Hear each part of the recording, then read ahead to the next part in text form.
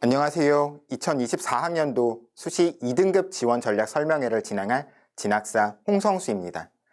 지난 3등급 설명회에 이은 2등급 설명회인데요. 2등급 대학생들이 올해 수시 지원 전략을 세우는 데 있어서 생각해 볼 만한 지점들을 설명드리려고 합니다. 그런데 2등급 학생들이 모두 다 똑같은 건 아니죠. 성적에 따라서 2.0인 학생과 2.99등급인 학생이 지원하고자 하는 대학 라인에는 차이가 있을 겁니다. 또 일반고 2등급과 특목 자사고 2등급이 세우는 지원 전략도 다를 수 있어요. 그래서 오늘 설명회 내용을 들으시다 보면 내가 원하는 대학에 대한 내용이 나오기도 하겠지만 조금 관심 없는 대학에 대한 내용이 나올 수도 있습니다. 하지만 그런 대학들의 내용을 통해서도 수시 지원 전략을 짤 때 어떤 것들을 고려해야 될지에 대한 힌트를 얻으실 수 있으실 테니까요. 끝까지 설명의 내용 집중해서 들어주시면 감사하겠습니다.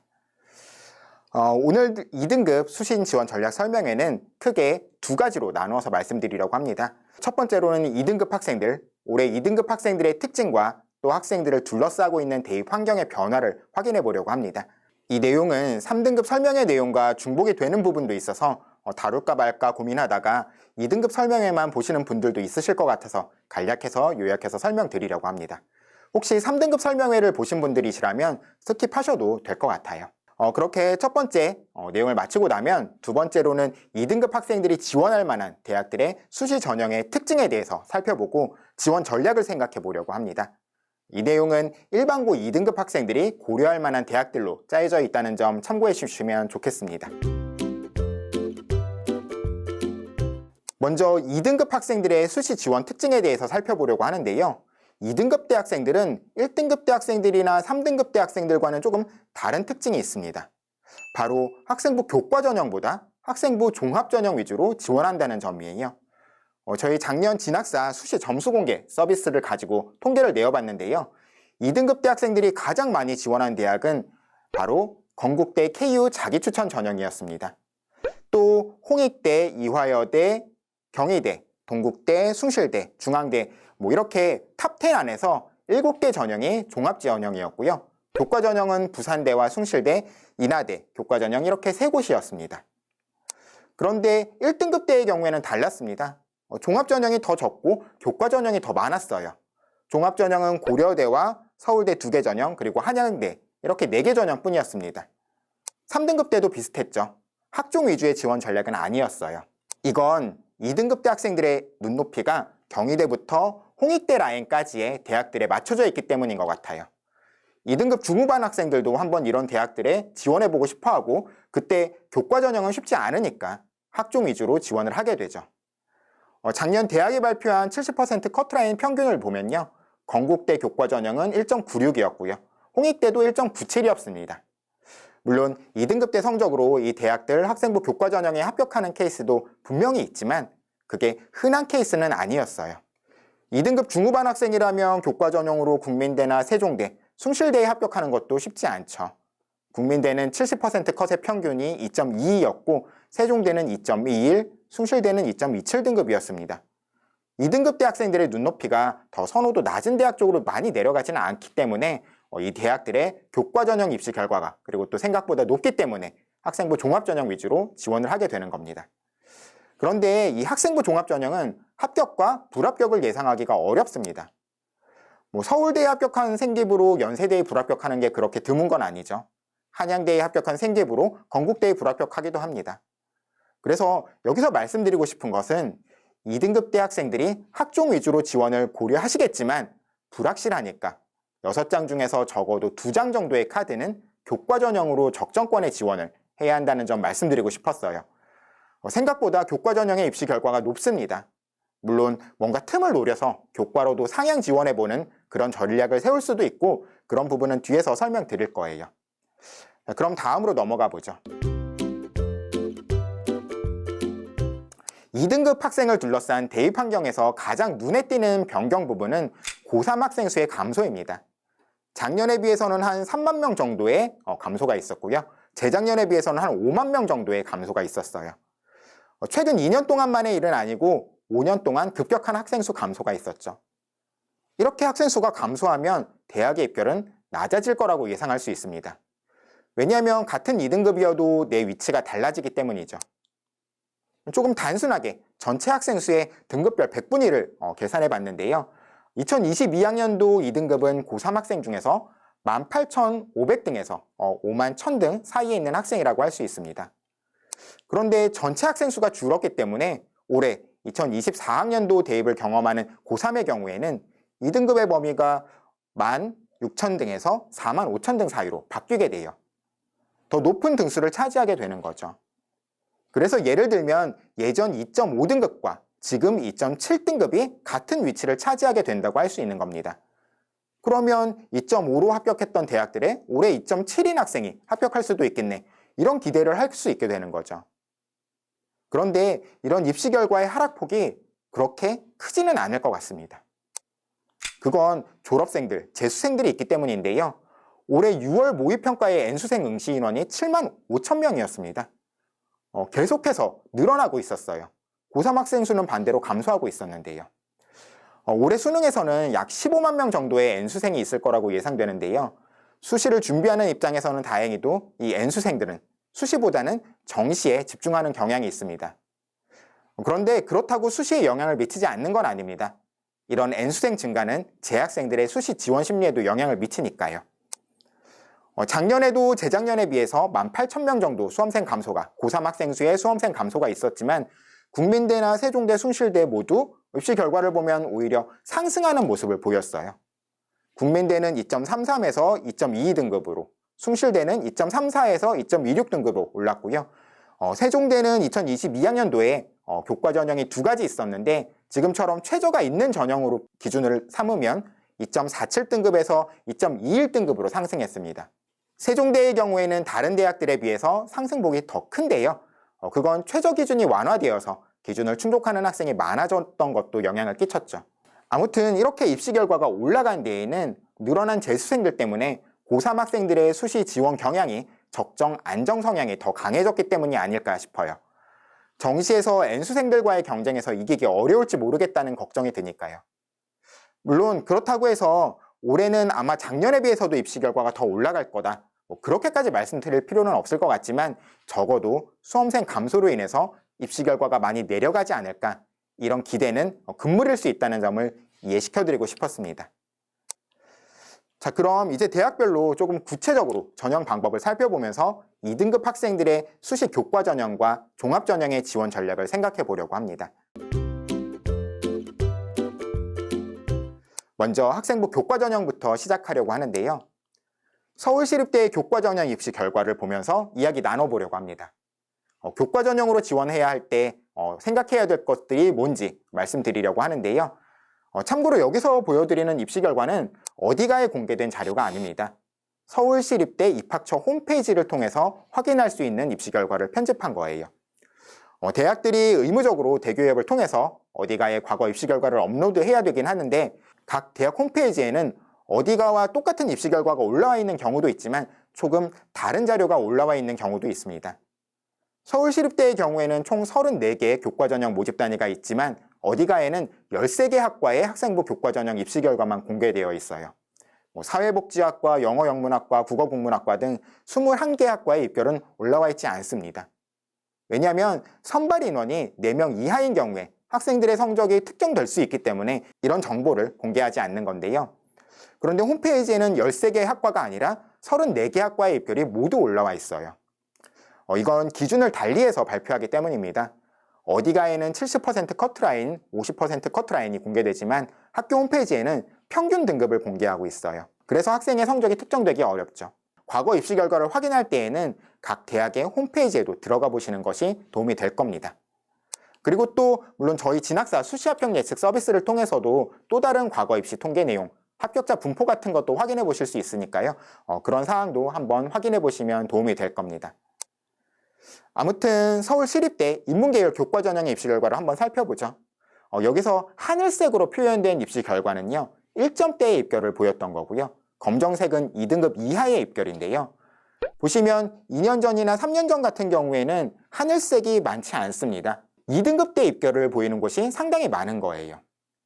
2021학년도에는 인문계열 학과 중에서 67%가 2등급 이하의 입결을 보였고요. 국제관계학과나 영문학과 같은 경우에는 무려 3점대 입결을 보이기도 했어요. 재작년에도 71%가 2등급대 입결을 보였죠. 그런데 작년의 경우에는 어떤가요? 14개 학과 중에서 4곳을 제외한 10곳의 입시 결과가 1등급대였습니다. 입시 결과가 계속해서 상승하는 모습을 보였죠. 이건 무엇 때문일까요? 앞에서 말씀드린 것처럼 학생들의 지원 심리에 영향을 받았겠지만 다른 영향이 더 컸었던 것 같아요.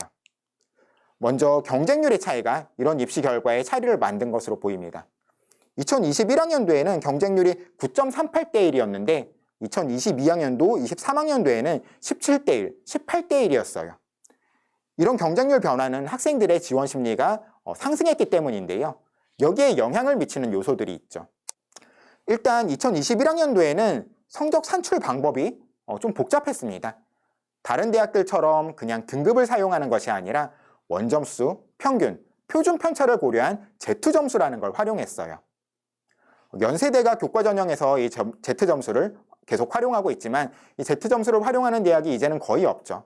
이런 Z점수를 사용할 때 학생들에게 까다로운 건 내 교과 성적이 다른 학생들에 비해서 경쟁력이 있는지 판단하기가 매우 어렵다는 겁니다. 등급으로 판단하는 건 조금 그래도 수월하지만 Z점수로 판단하기가 어렵죠. 그러다 보니까 학생들의 지원 심리가 좀 약했을 수도 있어요. 그리고 또 더 중요한 이유가 있는데요. 그건 바로 전년도 2020학년도의 입시 결과가 매우 높게 나타났기 때문입니다. 그렇기 때문에 2021학년도에는 학생들의 지원 심리가 약했을 수 있어요. 2020학년도 경우에는 인문계열 학과 중에서 2점대의 입결을 보이는 곳이 없었습니다. 제일 낮은 곳이 철학과로 1.93등급이었고요. 제일 높은 곳은 자유전공학부로 1.36등급이었죠. 서울시립대의 교과로 합격하려면 1점 중반 정도는 되어야 되네? 이런 입시 결과를 보고 학생들이 조금 겁을 먹을 수밖에 없었던 거예요. 그러다 보니까 학생들의 지원 심리가 낮아지고 학생부 교과 전형인 만큼 추가 합격이 많이 돌다 보니까 21학년도에는 3점대의 입시 결과까지도 나오게 됐던 겁니다. 이렇게 전년도 입결이 너무 높았다. 그러면 그 다음 해에는 학생들의 지원 심리가 약해집니다. 반대로 입시 결과가 낮게 나오는 경우에도 지원 심리에 영향을 미치는데요. 작년 시립대 영문학과의 경우에는 눈에 띄게 경쟁률이 높았습니다. 무려 47.25대 1이었죠. 다른 학과들이 보통 20대 1 미만의 경쟁률을 보였는데 영문과만 높았어요. 그건 2022학년도 영문과 입결이 2.37로 인문계열 학과들 중에서 가장 낮게 나타나기 때문입니다. 시립대 자연계열 중에서도 경쟁률이 가장 높았던 곳이 건축학이었거든요. 43.25대 1로 매우 높은 경쟁률을 보였습니다. 그런데 그 건축학과도 마찬가지로 그 전년도에 2022학년도에 입결이 2.46으로 자연계열 학과들 중에서 가장 낮게 나타났던 곳입니다. 그러니까 교과 전형으로 지원하고자 하실 때 기억하셔야 되는 점은 과거 입시 결과를 보고 여기가 제일 낮았네? 그럼 여기로 질러볼까? 이렇게 생각하시면 안 된다라는 점, 낭패를 볼 수도 있다라는 점, 이런 점을 기억하셔야 된다라는 거예요. 또 입시 결과에 영향을 미치는 것은 지원 자격의 변화인데요. 시립대 교과 전형은 특성화고 학생이 지원할 수 있는 몇 안 되는 일반 학생부 교과 전형이었습니다. 인서울대학 중에서는 경희대나 시립대 정도밖에 없었어요. 특성화고는 교과 과정이 다르다 보니까 일반 학생부 교과 전형으로 지원을 하지 못하게 하는 대학이 많았죠. 그런데 그러다 보니까 엄청 많은 특성화고 학생이 있었던 건 아니지만 그래도 이 학생들이 시립대에 몰리다 보니까 경쟁률이 높아지기도 했죠. 그런데 이건 올해 바뀝니다. 올해부터는 특성화고 학생이 시립대 일반 학생부 교과 전형에 지원할 수 없어요. 그건 곧 경쟁률 하락으로 이어질 것 같습니다. 물론 엄청 급격하게 하락하진 않을 수도 있지만 분명 하락하는 경향이 있을 거예요. 그러면 입시 결과도 작년에 비해서 낮아지는 걸 기대할 수 있겠죠. 올해 2등급 초중반 때의 성적인데 교과 전형으로 중경외시 라인에 도전해보고 싶다. 그러면 시립대가 기회가 될 수도 있지 않을까 예상해 봅니다. 물론 이건 예상이니까 이 이야기만 믿고 지원하시기보다는 저희 진학사 수시합격 예측 서비스를 통해서 경쟁 학생들과의 관계에서 내가 유리할까 불리할까를 확인하고 지원해 보시는 것을 추천드리겠습니다. 자, 지금까지 교과 전형의 입결은 학생들의 지원 심리에 지배를 받을 수 있고 그건 과거 입결 그리고 전형 방법의 변화에 영향을 받을 수 있다는 말씀을 드렸는데요. 교과 전형으로 지원할 때 체크해야 할 중요 사항은 그 외에도 여러 가지가 있죠. 먼저 수능 최저학력 기준입니다.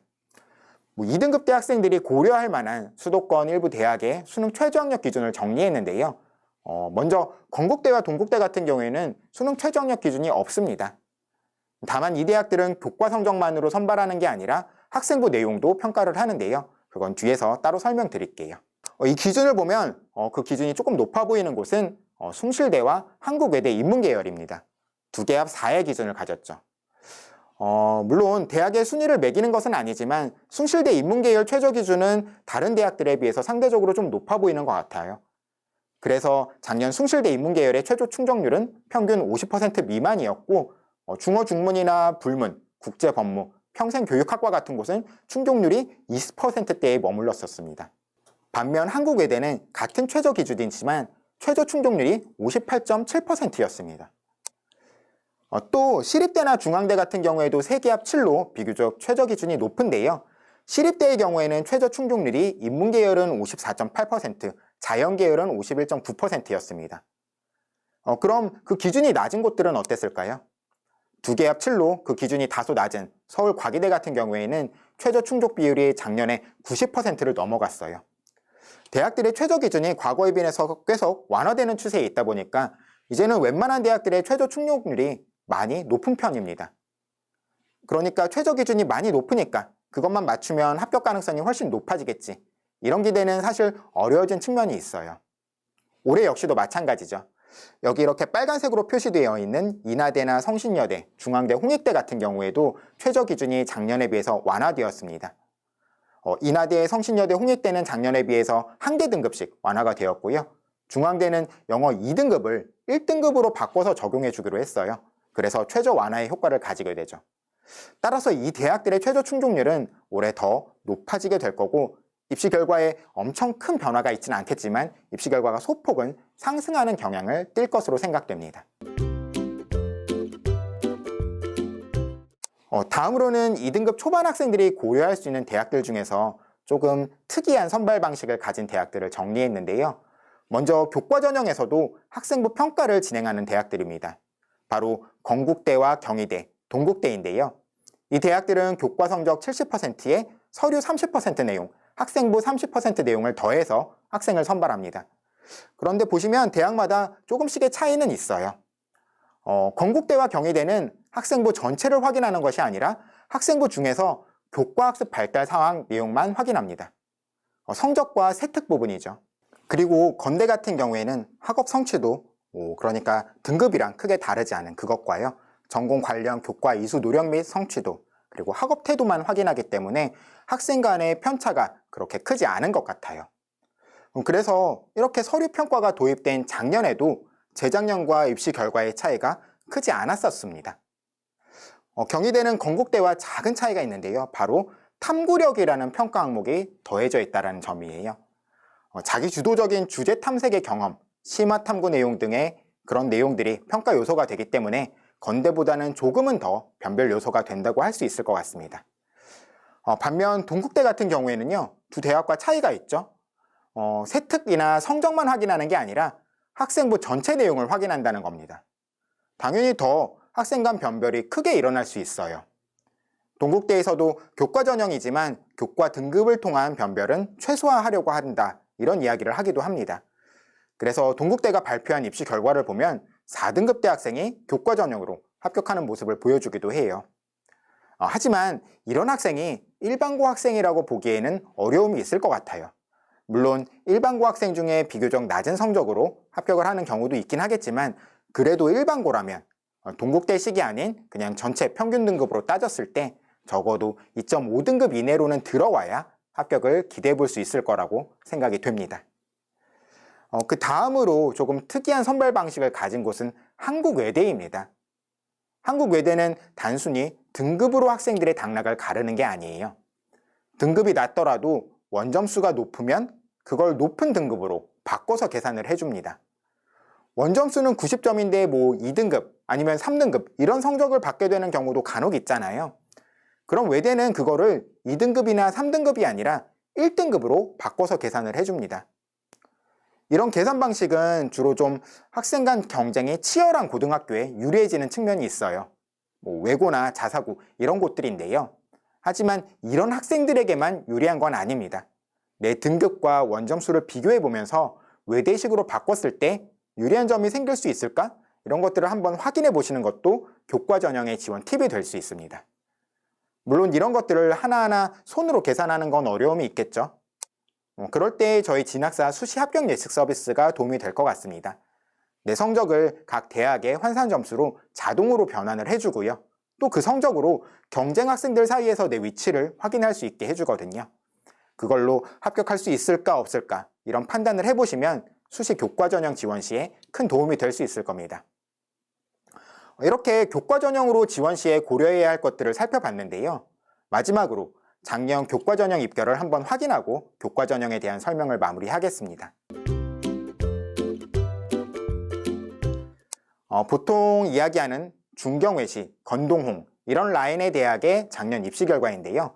교과 전형으로 합격하기 위해서는 선호도 낮은 학과에 도전한다고 했을 때에도 2점 초반 정도의 성적은 받아야 합니다. 동국대가 좀 낮아 보이는 건 아까 설명을 드렸는데요. 한 가지 아셔야 되는 점은 이 성적 자체는 다른 대학들이 70% 컷이라는 기준을 가지고 발표했지만 동국대 같은 경우에는 70% 컷이 아니라 최종 컷 기준의 입결이라는 점입니다. 그리고 중앙대 같은 경우에도 좀 입시 결과가 낮아 보이죠? 이건 안성에 위치한 다빈치 캠퍼스 입시 결과까지 합쳤을 때의 경우입니다. 서울 캠퍼스 기준으로는 70% 컷이 가장 낮았던 곳이 유아교육과였고요. 2.0이라는 성적이었어요. 그리고 보시면 또 외대가 없는데요. 외대는 외대식 점수로만 발표를 하고 등급으로 발표하지 않았기 때문에 여기에 보여드리지는 않지만 외대식으로 했을 때 대략 1.6 정도 내로는 들어와야 서울 캠퍼스 다소 선호도 낮은 어문계열 학과에라도 합격을 기대할 수 있지 않을까 생각이 듭니다. 다만 외대식이라는 점 참고해 주셨으면 좋겠어요. 다음은 국민대, 단국대, 세종대, 숭실대, 아주대, 인하대인데요. 선호도가 높은 모집 단위 같은 경우에는 1점 후반대가 되어야 합격을 할 수 있습니다. 중간 정도 선호도를 가진 곳이라면 2등급 중반 정도의 성적으로도 교과 전형의 합격을 기대할 수 있죠. 서울이 아닌 경기나 인천 지역에 위치한 단국대나 아주대, 인하대 같은 경우에는 2등급 후반 혹은 3등급 초반 학생까지도 합격하는 모습을 보였습니다. 그런데 앞에 최저 기준 설명드릴 때 말씀드린 것처럼 인하대 인문계열 같은 경우에는 최저가 완화되었기 때문에 작년보다 입시 결과가 조금 더 올라갈 수도 있다는 점을 생각하시면 좋을 것 같아요. 자, 그럼 이제 학생부 종합전형에 대한 것도 한번 살펴보죠. 학생부 종합전형은 성적만으로 선발하는 전형이 아니죠. 물론 성적도 매우 중요한 요소지만 창의적 체험 활동이나 세부 능력 특기 사항 역시 매우 중요하다고 할 수 있어요. 그래서 고대 학업 우수형이나 세종대 창의인재 서류형 입결을 봐도 큰 차이가 없습니다. 물론 여기에는 최저 기준의 유무나 아니면 서류형이냐 면접형이냐의 차이도 있긴 하지만 아무튼 성적만으로 지원 여부를 고려대에 할까 세종대에 할까 결정할 수는 없죠. 시립대가 발표한 통계를 봤을 때에도요. 학생부 종합 합격자 평균은 3.07등급이었는데 일반고 합격자만 놓고 보면 2.39등급으로 올랐습니다. 고대도 합격자 평균이 2.4등급이래. 그럼 나도 2등급 되니까 고대에 한번 지원해볼까? 이렇게 판단하시기보다는 학생부 전체를 통해서 경쟁력을 파악해 보셔야 한다는 점 기억하시면 좋겠습니다. 그럼 이제 각 대학별로 학생부 종합전형의 특징을 확인해 보죠. 먼저 경희대입니다. 경희대는 상당히 많은 인원을 학생부 종합전형으로 선발하는데요. 무려 1000명을 넘는 인원이 선발되죠. 이렇게 일반 학종으로 1000명 이상을 선발하는 대학은 서울대, 고대, 성대, 경희대밖에 없어요. 학종을 고려하신다면 선발 인원이 많은 경희대를 고려해 보시는 것도 좋겠죠. 경희대 학생부 종합전형은 단계별 전형으로요. 1단계에서 서류 100%, 2단계에서 면접을 30% 반영하는데요. 면접 일정이 중앙대와 건국대 이렇게 두 대학과 겹칩니다. 세 대학 모두 12월 2일과 3일에 면접을 치르는데 학과에 따라서는 일부 겹치지 않기도 하고 그렇긴 하지만 이 대학들을 동시에 고려하고 계신 분들이 많으실 텐데 면접 일정까지 염두에 두시면서 지원 전략을 짜셔야 할 겁니다. 물론 1단계 통과 가능성이 어떨지 모르니까 여러 곳에 동시에 지원하는 것도 가능한 판단일 거예요. 그리고 경희대 학종으로 지원하고 싶으시다면 경희대 입학처 홈페이지에 올라와 있는 학생부 전형 가이드북을 꼭 한번 참고해 보시면 좋겠습니다. 여러 사례를 통해서 학생부를 어떤 식으로 평가하는지 상세히 적어두었어요. 경희대뿐만이 아니라 다양한 대학들이 가이드부를 올려두고 있는데 이거에 대해서는 계속 설명드리겠습니다. 시립대 학생부 종합전형은 면접형과 서류형으로 나눠서 선발을 합니다. 그런데 서류형으로는 국제관계학과, 경영학부, 도시사회학과 이렇게 3개 모집 단위에서만 선발을 해요. 그래서 대부분은 면접형으로 지원하시게 될 겁니다. 평가 요소별 반영 비율은 면접형의 경우에 학업 역량 35%, 잠재 역량 40%, 사회 역량 25%고요. 서류형은 학업 역량 30%, 잠재 역량 50%, 사회 역량 20%인데요. 여기서 가장 높은 비중을 차지하는 잠재 역량은 넓게는 진로 역량, 그러니까 전공 적합이나 계열 적합성과 유사하다고도 할 수 있긴 하지만요. 조금 더 구체적으로 살펴보면 전공과 관련된 문제를 탐구하고 대안을 제시한 경험, 그리고 어떤 탐구 활동들이 단편적으로 드러나는 게 아니라 여러 활동을 통해서 연계되고 심화학습된 그런 경험 같은 것들을 이야기한다고 하니까요. 본인 학생부에 그런 내용이 잘 드러나 있는지 확인해 보시는 게 좋겠습니다. 그리고 서울시립대 학생부 종합전형으로 지원해야 할 때는 한 가지 확인하셔야 되는 게 있는데요. 바로 모집단위별 인재상입니다. 사실 대부분 대학에서 학생부 종합전형 인재상은 유명무실하다고 할 수 있지만 서울시립대만큼은 모집단위별 인재상이 매우 중요합니다. 최근에 시립대 입학처 유튜브에서도 좀 새로운 정보들을 전해주고 계신데요. 거기서도 담당자분께서 모집단위별 인재상이 매우 중요하다고 말씀하시더라고요. 각 학과마다 어떤 과목의 성취도를 더 중요하게 평가하는지, 어떤 역량을 갖춘 학생들을 선발하고 싶어 하는지가 모집 요강에 정리되어 있으니까요. 꼭 확인하고 지원해 보시는 게 좋겠습니다. 중앙대 학생부 종합전형은 올해 이름을 바꿨습니다.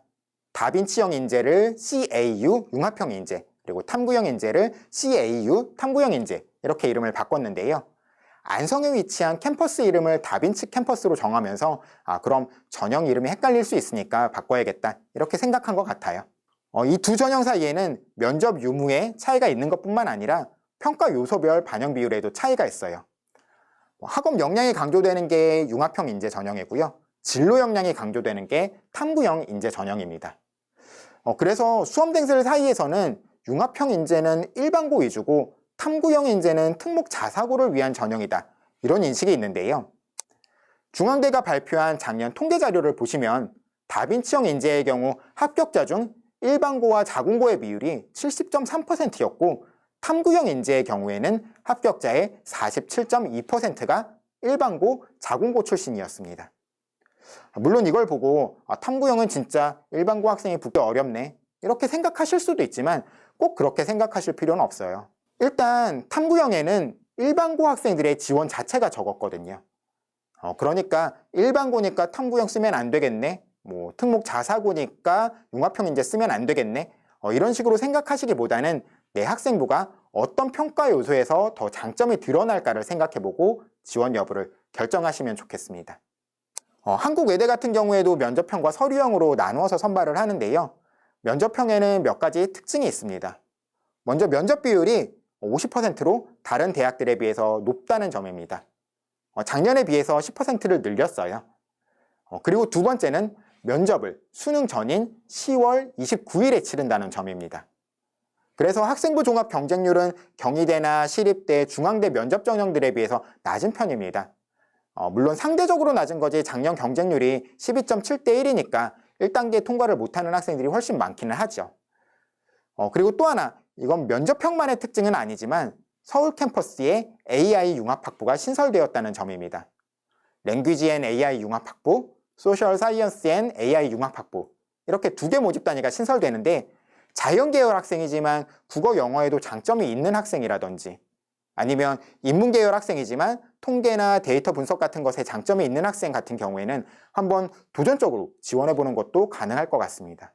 서류형 같은 경우에는 학업 역량의 반영 비율이 50%로 높죠. 그래서 작년 합격자의 성적을 비교해봐도 서류형이 더 높았습니다. 면접형은 최종 등록자의 내신 평균이 3.4였는데 서류형은 2.9였어요. 성적에는 조금 자신이 없더라도 학생부 내용을 통해서 희망 전공과 관련한 관심과 역량이 잘 드러난다면 면접형으로도 도전해 보실 수 있을 것 같아요. 실제로 8월 초에 저희 채널에는 지방 일반고 4등급 학생이 외대 서울 캠퍼스에 면접형으로 합격한 케이스가 소개될 예정이니까요. 외대에 관심이 있으시다면 해당 영상을 기다려 주시면 좋겠습니다. 다음 건국대인데요. 건국대 학생부 종합전형은 경희대처럼 면접형만 가지고 있습니다. 경희대와의 차이는 서류를 평가할 때 평가 요소별 반영 비율이나 면접 평가할 때 평가 요소별 반영 비율이나 모두 동일하다는 점이에요. 서류와 면접 모두 학업 역량 30, 진로 역량 40, 공동체 역량 30이 반영됩니다. 그럼 면접이나 서류나 똑같이 평가하는 거니까 면접으로 역전되는 케이스가 없겠네요. 이렇게 생각하실 수 있는데 그렇진 않아요. 건국대가 인천교육청과 인터뷰한 내용을 보면 3배수를 겨우 통과한 학생이 최초 합격하는 경우도 있었다고 했어요. 물론 그렇게 많은 경우는 아니겠지만요. 면접에서 대답을 잘하기 위해서는 어떤 질문이 나올까 예상해보고 또 답변 내용을 준비할 필요가 있을 텐데요. 건국대 학생부 위주 전형 가이드북에 학과별 면접 질문 사례가 구체적으로 나옵니다.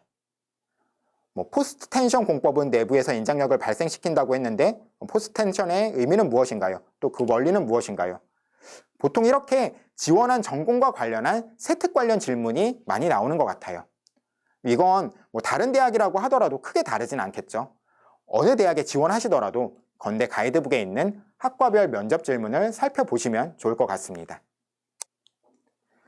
동국대는 불교 추천 인재 같은 학종 전형도 있지만 크게 두드림 전형과 두드림 소프트웨어 전형으로 나눌 수 있는데요. 두드림 소프트웨어는 AI 소프트웨어 융합학부에서만 선발합니다. 그래서 어떤 전형으로 지원해야 될까 고민할 필요는 없어요. 다만 시스템 반도체 학부나 전자전기, 정보통신공을 쓸까, 소프트웨어 융합학부를 쓸까 이런 고민을 하는 학생이 있을 수도 있는데 두 전형은 학생부 평가 요소별 반영 비율이 다릅니다. 서류 평가할 때는 두드림 소프트웨어가 전공 적합성 비중이 더 높아요. 해당 전공과 관련한 관심, 활동 경험이 많거나 특히 수학, 과학이 우수한 학생들이라면 소프트웨어 쪽에 지원하시는 게 조금 더 나을 것 같고요. 그렇지 않고 조금 더 넓은 범위의 계열 적합성에서 뭔가 내 역량이 더 잘 드러나는 학생이라면 일반 두드림 전형으로 지원하는 게 맞으실 것 같습니다. 그리고 동국대 면접에는 조금 특이한 전형 취지 적합성이라는 평가 요소가 있는데요. 이건 너무 어렵게 생각하실 필요는 없어요. 학생부 종합전형의 취지가 고등학교 다양한 활동에 적극적으로 참여하는 학생들을 선발하고자 하는 거잖아요. 그래서 주도적인 고교 생활을 한 모습을 확인하고자 하는 요소라고 생각하시면 될 것 같습니다. 동국대학교 학생부 위주 전형 가이드북에도 재미난 내용이 많이 있습니다. 의생명공학과에 관한 통계를 봤더니 지원자 대비 합격자의 확률과 통계, 물리학, 화학의 이수 비율이 높다든지 AI 소프트웨어 융합학부 경우에는 미적과 기하의 이수 비율이 높다든지 이런 통계를 보여주기도 하고요. 몇몇 예시를 통해서 최초 합격자, 충원 합격자, 불합격자의 지원자 사례를 보여주기도 하니까요. 지원 전에 각 대학의 가이드북을 살펴보시면 좋겠습니다. 숙명여대는 면접형과 서류형으로 나눠서 선발을 합니다. 인문계열 학과들이랑 약학부는 면접형으로 선발을 하고요. 자연계열 학과들은 서류형으로만 뽑습니다. 다만 서류형도 두 가지로 나뉘는데요. 숙명인재 서류형과 숙명 디지털 융합 인재 전형이죠. 첨단 소재 전자 융합 공학부와 소프트웨어 학부는 숙명 디지털 융합 인재 전형으로만 선발을 하는데 탐구 역량 반영 비율이 더 높습니다. 전공 또는 계열과 관련한 자기 주도적인 탐구 경험 등이 잘 드러나는 학생에게 이점이 있을 거예요. 그런데 보시면 자연계열 선발 인원이 매우 적죠. 서류형은 91명, 융합인재 전형은 70명이니까요. 그래서 지원하기 좀 꺼려지실 수도 있습니다. 그런데 자연계열 14개 학과 중에서 작년 최초 경쟁률이 8대1이 안 되는 곳이 7곳으로 절반이나 차지했었어요. 생명 시스템이나 의류, 식품 영양처럼 여학생들이 좀 선호할 만한 학과들의 경쟁률은 매우 높았지만 그렇지 않은 곳도 많았다라는 점 기억하시고 너무 겁먹지 말고 지원해 보시면 어떨까 합니다. 반면 면접형 같은 경우에는 경쟁률이 상대적으로 높았는데요.